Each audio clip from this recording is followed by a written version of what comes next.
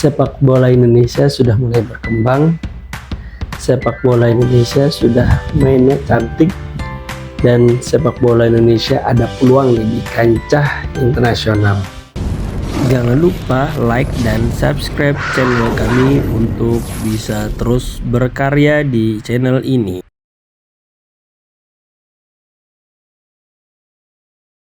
Menurut gue sih sepak bola Indonesia ya meningkat secara prestasi ya.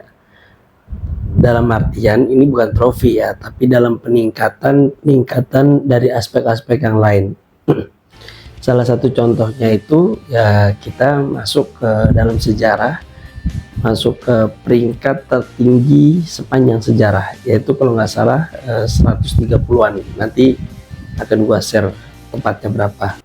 Dan juga Indonesia dari U20, 23 dan hingga timnas senior masuk ke Piala Asia, yang mana terakhir notabene itu U23 itu adalah pertama kali loh Indonesia masuk ke Piala Asia dan langsung nembus semifinal dan jadi peringkat 4. Nah itu kan tandanya secara prestasi meningkat, walaupun kalau misalnya ukurannya trofi ataupun ya trofi lah ya, itu yang wajar lah, masih belum ada misalnya dibanding dengan pelatih-pelatih yang lain ataupun zaman-zaman yang lain juga sama aja sih Indonesia memang. Tapi dari segi hal itu ada peningkatan yang signifikan, dan mungkin ya hanya menunggu waktu aja bahwasanya Indonesia akan mendapatkan trofi dan bahkan bisa bergengsi trofinya, tidak hanya AFF aja gitu.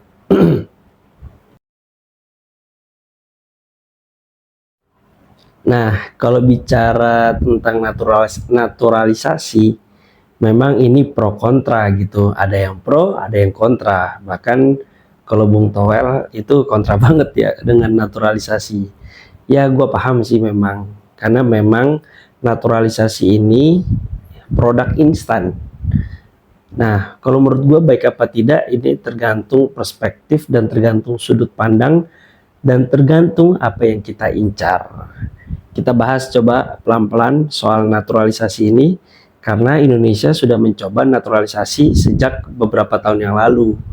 Tapi yang membedakan naturalisasi sekarang dengan yang dulu, naturalisasi sekarang ini sesuai dengan kebutuhan Sintayong selaku pelatih. Kalau dulu naturalisasinya pemain luar negeri yang bermain di Indonesia, ya pola pikirnya sama aja gitu. Tapi kalau misalnya Sintayong ini mengambil orang-orang yang memang keturunan Indonesia yang berkiprah di luar negeri, di pertandingan di liga-liganya luar negeri, dan itu kan mindset atau perkembangan filosofi sepak bolanya sudah maju gitu, dan memang sarana pelatihan aja udah beda gitu, dan inilah yang ingin dibentuk oleh Sintayong gitu untuk memastikan bahwasanya permainan Indonesia itu ya bisa mengikuti perkembangan di dunia. Dan terbukti kan sekarang permainannya agak bagus, bukan agak bagus, malah bagus banget permainan Indonesia. Dari tiki takanya, kick and rush-nya, 1-2-nya luar biasa dah dibanding dulu. Kalau misalnya gue lihat mainnya umpan lambung tapi tanpa maksud gitu. Nah sekarang umpan lambungnya terukur dan berani bermain di area sendiri walaupun deg-degan tetap sih. Nah itu kan menambah semangat untuk pemain-pemain lokal kayak Marcelino, Hernando, Arahan, ataupun pemain-pemain lapis duanya lah ya.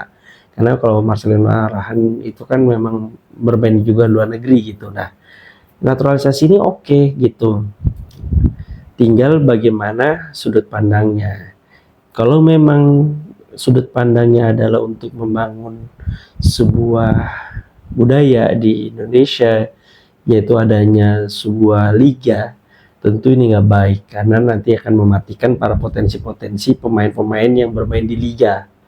Tapi kalau misalnya ingin membentuk langsung secara instan untuk menghasilkan prestasi ataupun permainannya ciamik, ini langkah bagus. Dan negara-negara lain juga banyak yang naturalisasi. Bahkan gue pernah lihat tuh di final Piala Dunia itu di Perancis disebutkin pemain keturunan semua tuh Perancis gitu kan. Ya mana ada sih pemain orang Prancis eh, maksudnya bukan rasis nih ya, istilahnya kulitnya gitu kan orang-orang Afrika gitu. Nah, tentu ini menjadi pertanda bahwasanya memang seluruh dunia juga bermain naturalisasi prosesnya, tapi tetap mempertimbangkan aspek-aspek liganya dikembangkan lebih baik lagi. Ya kayak misalnya Prancis kan walaupun naturalisasi tapi pemain Liga Prancisnya oke. Nah Indonesia juga harus bisa kayak gitu. Jadi kalau soal naturalisasi untuk sekarang gue sepakat, tinggal dikembangin aja tapi jangan sampai kasihkan. Karena kalau kasihkan benar-benar kayak Prancis nanti dan kita kayaknya belum kuat, mental netizen itu belum kuat melihat semua pemain naturalisasi karena tahu sendiri netizen Indonesia itu luar biasa. Kemarin aja wasit aja dibombardir.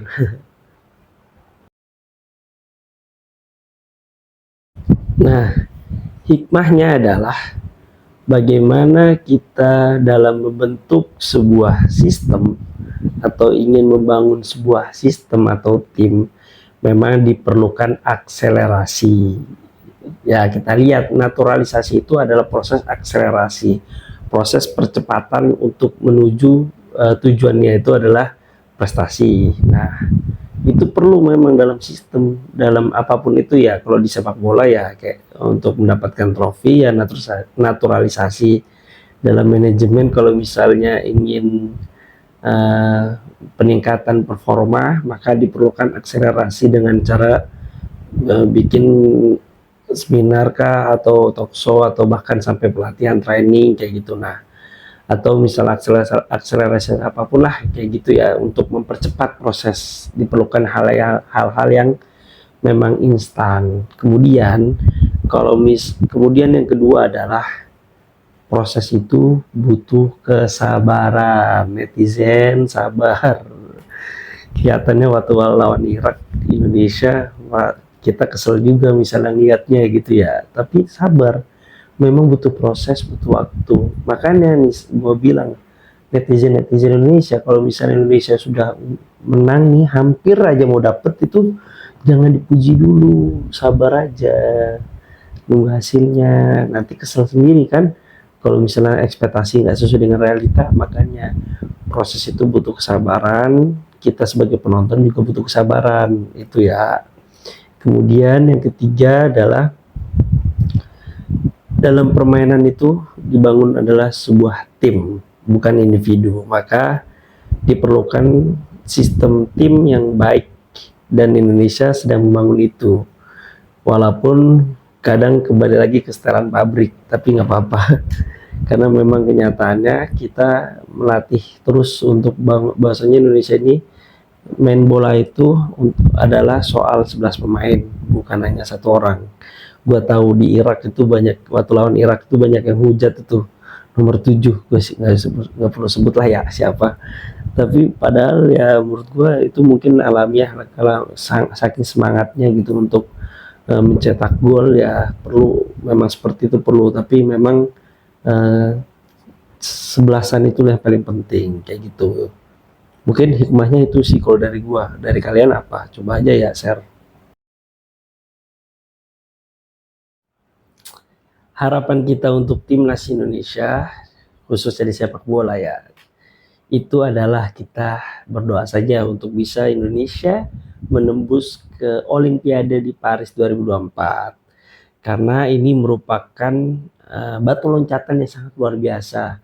Pengalaman-pengalaman yang berharga yang nanti didapat oleh para pemain dan juga tentu kita sendiri gitu sebagai penonton, sebagai federasi, sebagai pelatih, sebagai pemerintah. Nah ini karena rekor nih lama nih Indonesia yang pernah masuk di Olimpiade dan ini udah levelnya mungkin gengsinya sampai ke Piala Dunia gitu kan. Nah maka dari itu harapan terbesar gua mumpung ada satu pertandingan yang bisa kita menangkan lawan gue dalam lawan siapa Guinea ya susah nanti kalian aja yang spill ya. Nah jadi intinya ada peluang. Nah yang kedua adalah kita sebagai netizen sabar, harapannya kalem aja penuh sebagai penonton review-review kayak gini kayak gak usah ngujat-ngujat di wasit atau apa. bukannya gua nggak nasionalis patriotisme, tapi itu malah seakan-akan kita tidak fair gitu bagi gua ya. Kita setuju bahwasanya saat kita menang, tapi kita tidak setuju saat kalah. Ya, ini masuk kan ke siapa? Masuk nggak ke area mana, arena mana? Ya, tahu sendiri di MK. Salah nih, batuk-batuk. Nah, kayak gitulah. Jadi intinya kita fair aja. Indonesia menang, alhamdulillah. Indonesia kalah, nggak usah nyalain wasit gitu kan. Setuju?